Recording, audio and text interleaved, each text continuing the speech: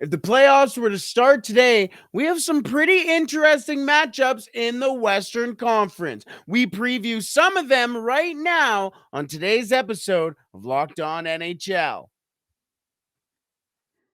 You're Locked On NHL, your daily podcast on the National Hockey League. Part of the Locked On Podcast Network, your team every day.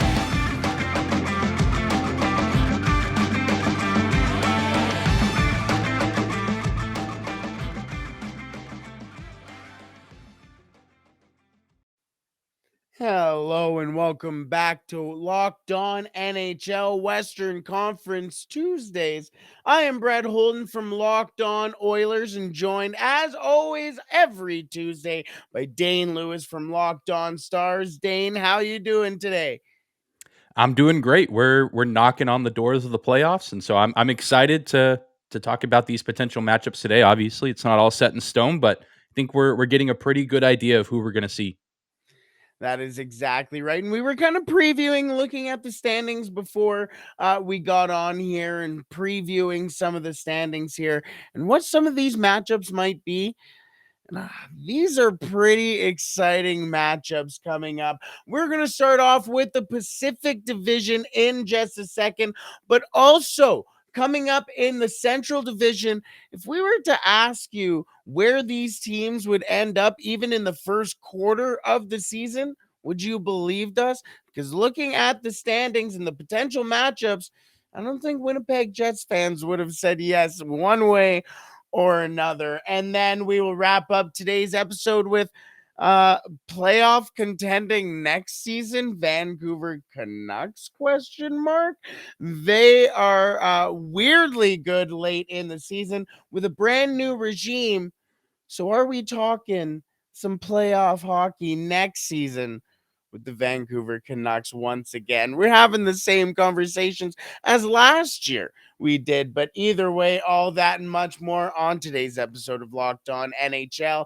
Thank you for making Locked On NHL your first listen every day. We are free and available wherever you find your podcast. Alrighty, let's start off with the Pacific Division, which right now kind of seems like it has the more solidified matchups, but you never know. But right now, as it stands, the Vegas Golden Knights standing on top of the Pacific Division. Right now, they would face off against the Winnipeg Jets, as they are not only the number one seed in the Pacific Division, but the number one seed in the Western Conference, taking on that second wild card spot. And the Winnipeg Jets as well have been in a very interesting situation all year, starting with this offseason with the new regime, new coaching. Seemed like maybe Mark Scheifele won't be there. Maybe Pierre-Luc Dubois won't be there. How will this team play? Well, Josh Morrissey and the rest of the Winnipeg Jets have come out, seemed like they were one of the best teams in the West. And then over the last, since the All-Star break, really, Winnipeg Jets have not been the Winnipeg Jets of the start of the season. Dane, is this a really big matchup for the Winnipeg Jets? And do you think the Vegas Golden Knights are going to kind of maybe not walk all over them, but is this more of a favorable matchup for the Golden Knights here? I think so. I think from a personnel standpoint, in terms of skaters, the Golden Knights just have an advantage. I won't say a clear advantage because Winnipeg obviously has some really good guys, and Kyle Connor, Josh Morrissey, I think is maybe going to be a Norris finalist. I mean, they've had some guys who have had some really good years, but the production obviously has kind of taken a bad turn the second half of the season, where they were at one point, kind of going back and forth with Dallas for that number one spot in the Central, even number one spot in the Western Conference at times. But now they're kind of hanging on by a thread with Calgary and Nashville potentially coming up on them quickly. But there is one piece that they have that I think gives them a glimmer of hope, and that's, of course, Connor Hellebuck. I think this could be a similar matchup to what we saw last year in Calgary and Dallas, where everyone said, well, the Flames have Johnny Gaudreau and they have Matthew Tkachuk. They have all these pieces. Like they should win this series easily. And then Jake Ottinger comes in and gives the Stars a fighting chance, forces 7 games. I don't know if the Jets have quite that same, level of talent on the team that the Stars have, because I think the Stars had a sneaky good team last year. But I think with a good goalie like Connor Hellebuck, he could certainly make some of those games interesting. I think Winnipeg has the advantage in goal. I know Vegas has kind of had a revolving door as of late, and I think they have guys who could certainly get the job done. But I would not be surprised if the Jets steal maybe 1 or 2 games and force this series potentially, if it does happen, to go to maybe 6 games with the play of Connor Hellebuck, because he's been one of the best goalies, if not the best goalie in the NHL this season. Now we'll get back to the Winnipeg Jets and some of their expectations that they had coming into the season in the Central Division. But the Vegas Golden Knights, you mentioned that they kind of have a revolving door of goaltenders coming in. Jonathan Quick has come in. Laurent Brossoit got a win recently against his former team, the Edmonton Oilers. Aiden Hale came in as well and has been a goaltender for the Vegas Golden Knights as well. And Logan Thompson, in his first game back from injury after 6 weeks, gets injured again. He was sent home on that trip. Doesn't look likely for a little while now. Are the Vegas Golden Knights vulnerable? And not only in this potential series with the Winnipeg Jets, but do you think they're vulnerable in a longer run in the playoffs here? I think a little bit, just because I think the deeper you go, you're going to be facing likely more experienced teams and other teams that won't just have good goaltending, but that have, you know, at least 3, if not 4, very good lines, a few good defensemen outside of just one, like Winnipeg with Josh Morrissey kind of leading the way there. You're going to be facing, the Edmontons of the world, the Colorados, Minnesota, Dallas, some of those teams that maybe are a little bit deeper. And it's not to say that Vegas isn't deep. They have Eichel, Stevenson, Marchessault. Like they have very, very good players.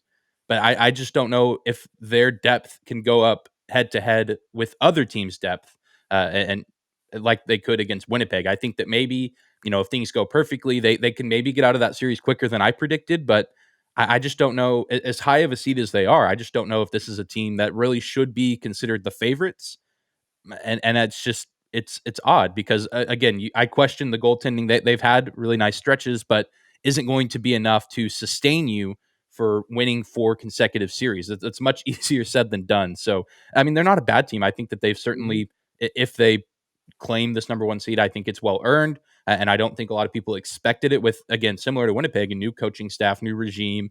They lose Mark Stone earlier on in the season. So, I mean, to their credit, they've done very well to be in the position that they find themselves in. I just it's one of those, like, I have to see it to believe it type things in terms of their depth and how far they could truly make it if they are to make it past the first round. Now, let's move on to the matchup that seems to be basically set in stone right now. A couple of points do separate the LA Kings and the Vegas Golden Knights for a top spot. Well, 3 points separate second and first there. But the Edmonton Oilers and the LA Kings, this would be a rematch from last year. And the LA Kings have more experience. Their goaltending situation seems to be weirdly figured out without Jonathan Quick. They added Vladislav Gavrikov, which was one of the biggest targets, defensive targets in the NHL this year at the trade deadline. Danault, Kopitar are deadly in the playoffs together. Plus, you can add guys like Kevin Fiala and some of their younger players like Quentin Byfield as well has stepped up to the plate. You re-sign a guy like Mikey Anderson. There's a lot of trust in this roster. They're going in with a probably very definite grudge against the Edmonton Oilers. The Edmonton Oilers are known for, well, allowing goals. They're not very well known for preventing goals. They're known for scoring goals. But the Los Angeles Kings are a very good defensive team as well. Do you think this matchup favors the more offensive Edmonton Oilers or the more defensive Los Angeles Kings? I almost want to lean defense because that's kind of the saying in the NHL, right? Is like you win playoff series because of defense and goaltending and special teams. And, the defense wins championships is the whole, sports mantra around the world. But this isn't just any like regular Joe offense that Edmonton is bringing to the table. This is Connor McDavid playing like prime Wayne Gretzky, and, Leon Draisaitl, in all reality, not too far off with, I mean, somehow he's 46, 68, 114 with his numbers, and only the second player on his team statistically, because Connor McDavid is putting up those incredible numbers. But it's not just those two. It's Ryan Nugent-Hopkins, who has 91 points, Zach Hyman, and they make those moves at the trade deadline to add guys like Ekholm, and the defense is playing a lot better, at least from what I've seen in Edmonton. And so I don't think it clearly favors one team or another, but I think we could be looking at a similar series from last year that's tightly contested, goes 6 or 7 games, and ends up being one of the most entertaining series of the playoffs. And I'm kind of hoping that this one sticks, because Kings Oilers was one of my favorite series from the first round last year. I wasn't expecting it to be as good as it was, but every single game was so physical, and you could see, like, hatred feels like a strong word, because I don't know if these teams actually hate each other, but there was just that intensity every single second of every game. And I think we could be getting that again, and maybe even elevated, because again of what happened last year and so many guys returning for both teams. I don't really know which way to lean, because I think both teams made appropriate moves in the offseason and at the deadline to put themselves in a good position for a deep run. And it's kind of a shame that one of them is likely going to have to exit in the first round, and I feel like the winner could maybe find themselves going all the way to the conference finals. I think the other thing too to remember here is that the LA Kings have a relatively healthy Drew Doughty, which they didn't last year Mm-hmm. going into the playoffs. That's another added experienced guy who has been there, won multiple cups, not a cup, not been there in the Stanley Cup finals or even in the playoffs. He's won Stanley Cups with an S. So is Anze Kopitar. Dustin Brown has retired. Jonathan Quick is gone. There is a potential for an LA Kings Vegas Golden Knights rematch with Vegas, or matchup with Jonathan Quick, and that'd be pretty cool. But I 100% agree. You mentioned the big four of McDavid, Draisaitl, Nugent Hopkins, and Hyman. There's been a lot of other surrounding Edmonton Oilers that have really stepped up. For a long time, the Edmonton Oilers have had bottom six issues, depth issues. We all know, if you shut down Connor McDavid, the Edmonton Oilers are going to lose. Well, the Boston Bruins shut down Connor McDavid, and they lost 3-2 thanks to a Darnell Nurse point shot. And Leon Draisaitl got a secondary assist on that goal. Everyone else was, not named Connor McDavid or Leon Draisaitl. The Edmonton Oilers also have in their bottom six now 6 players who have scored over 10 goals this year, which is a big deal for Edmonton Oilers fans seeing any scoring from the bottom 6. But the fact that you're seeing guys score like Warren Fogle, Derek Ryan, who's 4 goals off of a career high in his career, Nick Bukestad, who has as many, if not, I haven't checked if Jonathan Huberdeau scored recently, but they're kind of in a scoring race together right now. The Edmonton Oilers have had Ryan McLeod step up, play beyond his basically league minimum contract and a show me type deal. Well, he's really shown everybody what he can do. The Edmonton Oilers have made space with the moves like moving Jesse Puljujarvi to have guys like Klim Kostin, Devin Shore, who stepped up as well. And the Edmonton Oilers can still add Dylan Holloway to their lineup as well. We talked about the defense too with Ekholm and Darnell Nurse is everybody talks about, that $9 million contract. Well, if you take a look at his actual market value, he's playing to about an $8.6 million market value right now. So I guess you're paying that 0.7 million or 0.7 or $700,000 to play in Edmonton. Basically, that's not bad. I guess I would also play in Edmonton for $700,000. But the Edmonton Oilers have drastically improved.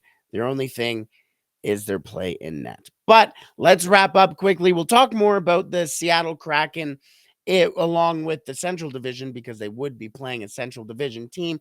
But I just want your quick thoughts on whether or not you thought the Seattle Kraken would be anywhere near this conversation at this point in the season.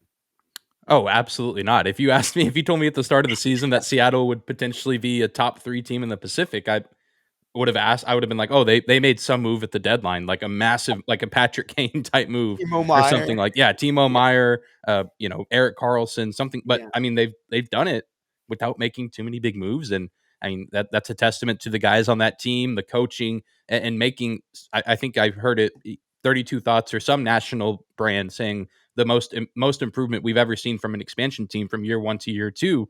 And it seems like, unless they just have a complete and total collapse, it seems like they're going to make the playoffs in year 2, which is pretty impressive, especially given where they finished last year, which was pretty much at the bottom of the barrel. And I mean, it seems like a nice situation where the fourth overall pick, you get Shane Wright, and then you make the playoffs in the same year. Not too shabby. Not too shabby. Decent. Me and Erica from Locked On Kraken, we had a conversation at the start of the year on Locked On Kraken, discussing, or a crossover between us, and we discussed that Seattle seemed to be. We had this now defunct soccer team, Canadian Premier League team called FC Edmonton. They weren't very good, and people dubbed Edmonton FC Opportunity, and that was kind of our conversational piece with the Seattle Kraken to start the year. They were FC Opportunity, or HC Opportunity if you prefer, Hockey Club Opportunity, and they have taken advantage of that opportunity, and now we see a potential playoff matchup for an expansion team still in the NHL. That is going to be exciting. We will preview that matchup, whether or not the Winnipeg Jets fans thought they would be in this predicament at the start of the year. Well, they've had a lot of different things as well, but a very tight race as well at the top of the Central Division, and some very exciting matchups to talk about. We will talk about that in just a second. But first, today's episode is brought to you by FanDuel. The tournament is heating up, and there's no better place to get in on the action than FanDuel, America's #1 sports book. That's because right now, FanDuel is giving new customers a no-sweat first bet up to $1,000. That is $1,000 back in bonus bets if your first bet doesn't win. Just go to fanduel.com/lockedon to sign up today to claim your no sweat first bet. Then you can wager on everything from the money line to point spreads, which team will be cutting down the net, which I had UCLA. I don't know about you, Dane, but You're, not you're, good. you're telling me you didn't have the FAU Owls in the Final Four? You know what? Known basketball powerhouse, FAU. I have a personal thing with FAU right now. I don't want to talk about it. Either way, it is all on an app that is safe, secure, and super easy to use. So don't miss out on your shot at a no sweat first bet up to $1,000 when you join FanDuel today. Just go to fanduel.com/lockedon to sign up. Make every moment more with FanDuel. All righty, Dane, we'll talk about the Winnipeg Jets in just a second again, because we had very interesting conversations on Locked On NHL about where the Winnipeg Jets were going to be. Then all of a sudden they were at the top, then not so much. But it's a very exciting battle in the Central Division from 1 to 3 right now. But right now, sitting at the top of the division is the Minnesota Wild, in a place that's starting the year as well, not on pace with the Vancouver Canucks. They were not a fantastic start, or did not have a fantastic start to the season, but right now, top of the Central Division, they would face off against the Seattle Kraken. What has really changed for this Minnesota Wild team that has put them from a team that was in the Connor Bedard race to the top of the Central Division? Yeah, it's a great turnaround story for them, and there was so many questions about this Minnesota team going into the season. They lose Kevin Fiala, and so the question was, who's going to be supporting Kirill Kaprizov? Because we know what Kaprizov can do, but who's going to fill Fiala's shoes? Who's going to actually provide some depth scoring? There were questions in net because they had moved on from Cam Talbot and Marc-Andre Fleury, who they got at the deadline last year. Could he sustain what he was doing? Could Philip Gustafson be an adequate second goalie? And all these questions have seemingly been answered. The goalie question, I feel like really all season, Marc-Andre Fleury, despite his age, is still playing pretty well. Philip Gustafson's been on a heater as of late, but the Wild have found their depth scoring, and it's evident now more than ever with Kirill Kaprizov injured. They have guys like Matt Boldy, who has 9 points in his last 5 games, a hat trick last night against the Kraken. It's, Ryan Hartman. Why am I for Matt Zuccarello? I was like, why am I forgetting this guy's name? He literally played for the Stars a few years ago. But I mean, it's all of these guys stepping up, and we're even now hearing stories that Kaprizov is slowly starting to reintegrate with the team. I think he's skating a little bit, so doesn't look like he's going to immediately start playing again. But I mean, they're playing maybe their best hockey that they've played all season, and they're about to get their superstar back. And so it really seems like the pieces are starting to come together for Minnesota.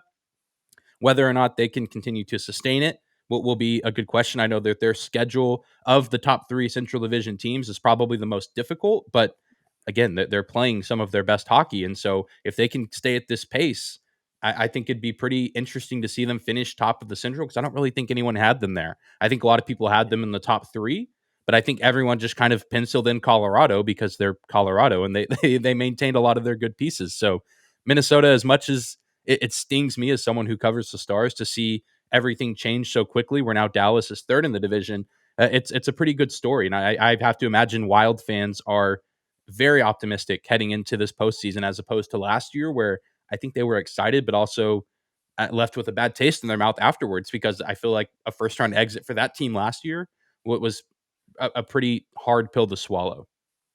100%. I completely agree. You bring up Matt Boldy, which I'll want to talk about him in a second, but I believe I mentioned this on the show last week, if I'm not mistaken, but I want to bring it up again. Chris Johnston did a poll with the NHL coaches on who the coach would vote for the Norris Trophy.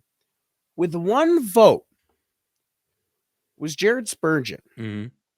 And I think I also mentioned as well that there has been talk, or at least the analytics departments of deep hockey Twitter talk about how Jared Spurgeon should be an analytical Hall of Famer. He should be put into the Hall of Fame because of his analytics alone. They have a very underrated decor. They have Jared Spurgeon. They've had Matt Dumba for a long time. They added John Klingberg at the deadline as well. And very underrated Kalen Addison, 25 assists already this year in his first full year in the NHL after being up and down between Minnesota and Iowa. They have had a very strong development, not only with recent players like Matt Boldy and Kalen Addison, but they've also had that for a long time and have been able to stay consistent with players for a long time, like the Spurgeon, like Matt Dumba as well. They have really made a winning culture in Minnesota. And I mean, Minnesota hockey is Minnesota hockey. I love Minnesota hockey, but I think they are such a strong team that the roots of this team are really starting to grow and show. And now the supporting roles, and with a slight starring role with Jared Spurgeon in that way, I think he's developed in such a beautiful way. I really love the Minnesota Wild. But let's move on to maybe the hard-hitting Central Division matchup right now, the 2-3 between the Colorado Avalanche and the Dallas Stars. Dane, host of Locked On Stars, how do you feel about this matchup right now? We were talking about it before we recorded, and I feel like if this is the first round matchup, especially with Colorado as the 2, I'm just gonna take a couple weeks off and clock out early. And I mean, I really do. I love the Stars. I promise. I enjoy covering them. They've had a great season, but I've been saying all season, if they need to avoid Colorado in the first round, and obviously this isn't set in stone. There's still, give or take 3 weeks left in the season. Still plenty of time for the seedings to change up. But I mean, this is just worst case scenario for the Stars. They need to find a way to get matched up with Seattle, or maybe even Winnipeg in the first round, which is easier said than done. Just because no one wants to face this Colorado team in round 1, because we know what they bring to the table. And they've kind of, similar to Minnesota, had that up and down season, but it's because of injuries. But they're probably going to have most of their guys back. I know Gabe Landeskog hasn't played all this season, and as important as he is to the team, they're obviously fine without him, with the likes of Nathan McKinnon, Mikko Rantanen, Cale Makar, I mean, I'm just looking at this lineup. Even guys like Evan Rodriguez, who only 34 points, but like 14 goals on the season. That's great for them.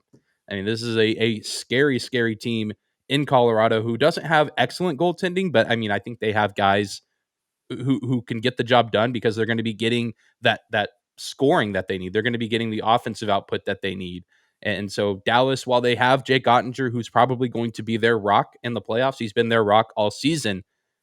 Is it enough to get past Colorado? I just don't necessarily see it because this Colorado team is, I mean, they are not destined to repeat, but I mean, it just feels like similar to Tampa Bay the past few years where they're just kind of a wrecking crew in the postseason. So I think it'd be a good matchup, an interesting matchup.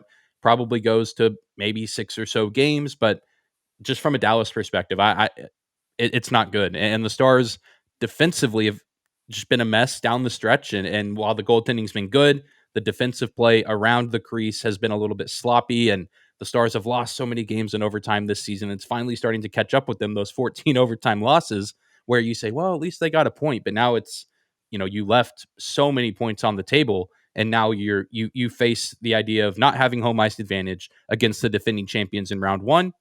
Not a great situation for them. And I imagine Colorado would be pretty thrilled, although I still think Colorado has a great chance to get to that 1 seed. And then if we're talking Minnesota Dallas, I feel a little bit more confident in that series than I do Dallas Colorado. You bring up a good point with the home ice advantage too. I think that can even go back to the Oilers Kings too. The Mm-hmm. Oilers Kings went to Game 7. The Oilers won at home in Game 7. You talk about this series with the Colorado Avalanche. Would you rather play in Dallas or would you rather play in Colorado, the experienced team who won the Cup last year? I've said this before as well, so excuse me for sounding like a repeat, but the thing about the Colorado Avalanche that really gets me, yes, they have Mikko Rantanen, who has been unbelievable this season. Nathan McKinnon, who you cannot deny his talent. Cale Makar, obviously, as well. You can't deny his talent. Out right now for the Colorado Avalanche, Gabriel Landeskog, Pavel Francouz, who won the Cup with them as well, Josh Manson, Arturi Lehkonen as well. You can even throw in Darren Helm. For most of those guys, when they return, more specifically Gabriel Landeskog and Josh Manson, it's going to be almost like game 1 for them. It's the start of the season. For everybody else in that series, this is the playoffs. Their bodies, their games are ready for playoffs. They are playoff ready. And to throw in that many bodies who are probably not ready for playoff hockey, the first round is banging. It is, oh, now we can hit. Now we can really step it up a touch. Are they really going to be ready? I am not that convinced about the Colorado Avalanche. Have they been really good down the stretch with the amenities that they have? Absolutely. But we all know that all of those injured players are going to be in the lineup by the time the playoffs come. When you have a team, 2 teams that are basically all ready to go for the playoffs, and you insert into one of them half of them that are really ready for playoff hockey, I'm going to start leaning the other way. I'm not gonna lie, not that concerned about the Colorado Avalanche. I don't know. I may be. I'm sure I'm gonna end up gonna get clipped, and they're gonna lift the cup, and Locked On Avs are gonna say, ha ha ha ha ha ha. Which fair enough, Chris Che Von Doom. Don't. They are screen recording this right now, and they are ready. I know that they have this they have this clipped, and they're probably like excited for a potential preview show for round 1 between us because they're just going to be like, "So you're scared of the Avalanche, Dane?" I'm going to say, Yeah. 100%, Guilt, 100%. no, you're guilty by association. You're coming down Yes, with me. yeah.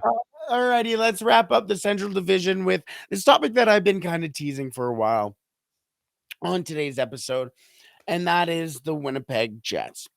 The Winnipeg Jets have, I think, had the craziest season of any team really in the NHL.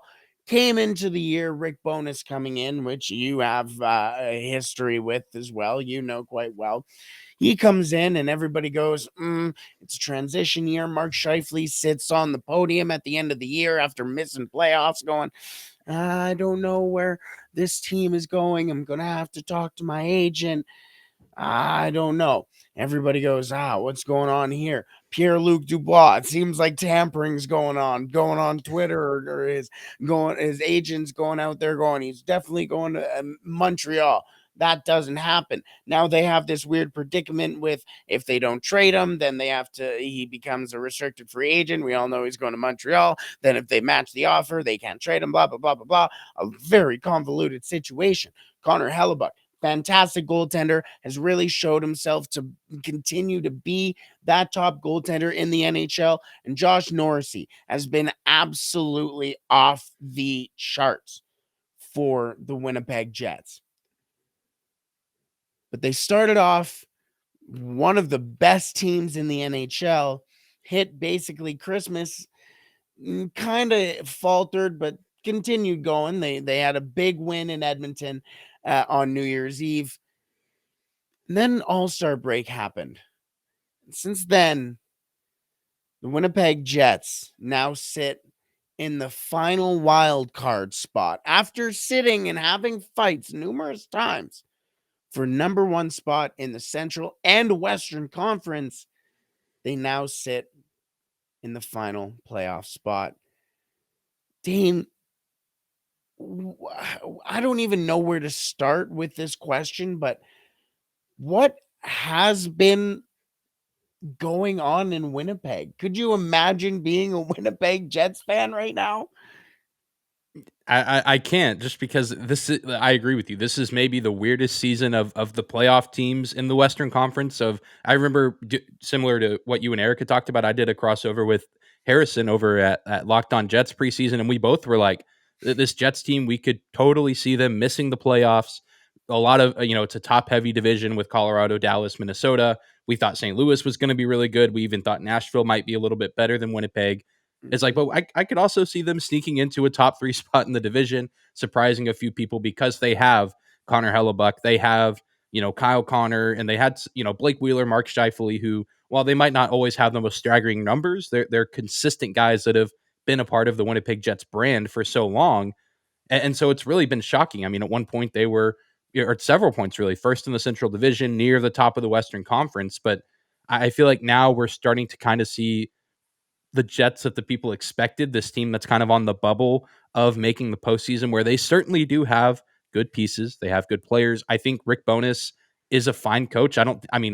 Obviously in Dallas, he got his team to a Stanley Cup the year that he had to take over as the interim, and he had them in contention the following year with a roster of basically half AHL players. And then they make it in his second full season as head coach to the playoffs and are an overtime goal away from advancing to round 2. So I think he deserves a lot of credit for his coaching, but at the same time, there's a lot of flaws in his coaching, and sometimes his teams tend to underperform, even with good talent. And I think that was kind of the story of the Stars last year, and it seems to be the story for the Jets this year, where there's promise, there's potential, but I don't really think anyone, and maybe Winnipeg Jets fans don't feel this way, but I just don't know how many fans of this team really think that the Jets have a shot to go all the way and to actually compete in this postseason bracket, given some of the other opposition that they'd have to face along the way. So I feel like it's nice in one way that you're probably going to make the postseason. We've talked at length about Calgary and Nashville, and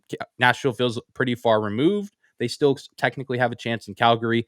I just don't really trust them to make the right moves to get into a playoff spot. So I guess it's a win in that regard. But I mean, how far is this Winnipeg team really going to go if they make it to the playoffs?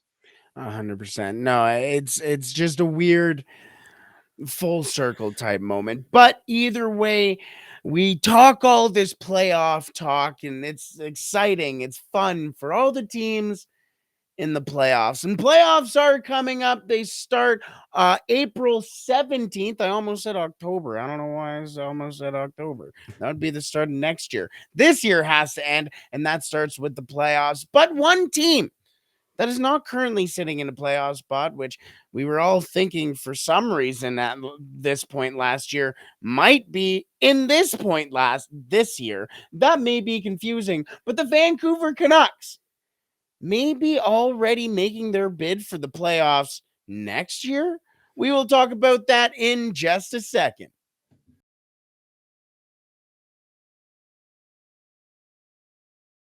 Alrighty, Dane. At this time last year in Vancouver and basically around the NHL, it was all about Bruce Boudreau. Bruce, there it is. Vasily Podkolzin said it at the parting press conference, and everybody in Vancouver, Western Canada, the NHL was all about Bruce Boudreau. Everybody remembers at the draft when he met Kevin Owens from the WWE, and everybody goes, you love Bruce Boudreau. Vancouver's management didn't, and they didn't really, well, this may be relatively subjective, but they didn't really give Bruce Boudreau much of anything, really. Time, resources, players. And his time in Vancouver came to a very quick end when at this time last year, people thought they were going to be pushing for the playoffs. Now we're basically dead set in the same spot as we were last year with a brand new coach in Rick Tocchet. But this Vancouver Canucks team has been putting up results that Bruce Boudreau team couldn't put up. In fact, they've won 12 of their last 16 games, Dane, and some wins against some pretty good teams. Do you think this team, yes, they are in the race for Bedard or battle for Bedard or whatever you want to say about Bedard, do you think this team may have a very good chance at making the playoffs next year? I mean, Elias Pettersson is quietly having a 100-point season. So, what's about this team that people are kind of missing on the Vancouver Canucks? I I'm not really sure, and there's part of me that wants to have confidence and say, "Oh, this team might make the playoffs next year." But I took the bait last year, and everyone took the bait. I mean, this was one of the biggest stories going into the year. That all right, they found their guy, but I mean, obviously they only hired Bruce Boudreau halfway through the season, but everyone said a full season with Boudreau, Elias Pettersson, JT Miller, Quinn Hughes, like Brock. I mean, all of these pieces, Besser, and then you add Andre Kuzmenko to the mix and you think, okay, like this team has a shot. And we didn't really know what to expect from teams like Seattle. And I think even Vegas, there might have been a few question marks surrounding them with coming into the season with basically a rookie goaltender in Logan Thompson. And so there was murmurs, and understandably so. But now it feels like we're literally in the same spot of, okay, maybe Rick Tocchet is the answer. And I feel like it's a mix of maybe Tocchet is doing a good job. I think he has those guys playing hard, obviously so, with what you said, winning 12 of their last 16. And I think even some of the guys that they got at the trade deadline, it seemed like they were the sellers, but guys like Anthony Beauvillier are coming in and playing incredibly well. 17 points in 24 games with his new team. Even guys like Dakota Joshua are playing incredibly well on the ice. It's interesting to see. Thatcher Demko has come in. I know he was injured for a bit. He's put up some pretty honorable performances, but I just don't know if I buy it. And I feel like it's just because this happened last year. And also, as good as Rick Tocchet has this team playing right now, is it sustainable? Because historically, and I know we talked about this when Tocchet got hired, he hasn't had the best track record in terms of coaching. And maybe this, they make some moves in the offseason and they add some different pieces to the team, and maybe things work out for them. But at this point right now, I think it's just too early to tell. So I can't necessarily get on board and say with certainty that Vancouver is going to be contending for a playoff spot. It'd be a great story. I feel like it's long overdue for the Canucks and their fans to have a team to get excited about, and a team that's playing meaningful games, in late March, early April. I just don't know if we're going to see it. And that part of it's because of the Canucks themselves, and also what we can, likely expect from some other teams in the Pacific, with Edmonton likely going to be looking to hold their core together. I mean, if they make a deep run, Vegas, Seattle, even Calgary, depending on what happens with their offseason, I think there's just too many question marks to say with 100% certainty, matter of fact, that we can see this Vancouver team gunning for the playoffs next year. Yeah, careful what you say about that core and the Edmonton Oilers. Oilers fans might get a little jittery there. Yeah. But no, you bring up the thing too is the they also brought in Ilya Mikheyev, who was one of the bigger Mm, free agents in the offseason too. They brought in some relatively good addition. That's not a top end addition, and they kind of handcuffed themselves with